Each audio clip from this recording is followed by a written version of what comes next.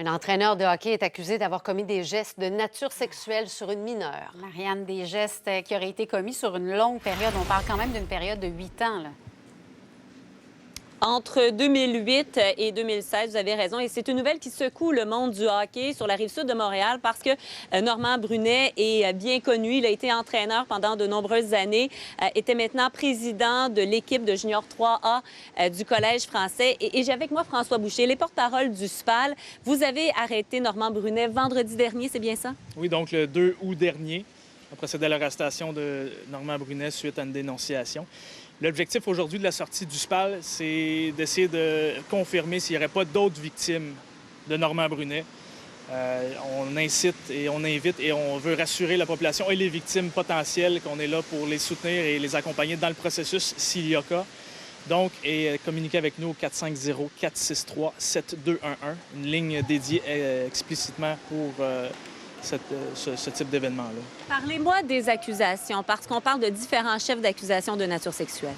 Donc, d'ordre sexuel, agression sexuelle, contact sexuel sur un enfant, avoir incité un enfant à des contacts sexuels et avoir exposé un enfant également à du matériel sexuellement explicite. Est-ce que ce sont des agressions qui ont été commises dans le contexte sportif parce qu'on parle d'un entraîneur? Le contexte ne peut pas être spécifique au contexte sportif, s'échelonnant sur plusieurs années. Donc, étant donné que M. Brunet avait des liens dans le contexte et son implication dans le milieu, c'est pourquoi on fait la sortie aujourd'hui afin de s'assurer. On ne recherche pas à avoir d'autres victimes, mais s'assurer qu'il n'y aurait pas d'autres victimes. Par exemple, là, il y a des motifs qui nous mènent à croire que ça pourrait être potentiellement le cas. Il y a également des accusations de harcèlement. Il aurait donc harcelé cette victime présumée là, jusqu'au jour de son arrestation. Oui, ça, c'est dans le cas présent.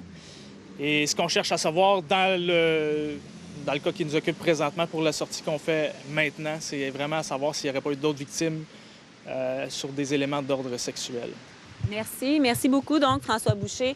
Il faut savoir qu'il a été arrêté vendredi, mais présentement, il a été remis en liberté lors de sa comparution. Il a des conditions très strictes là, à respecter. Il sera de retour en cours en octobre prochain. Merci beaucoup, Marianne.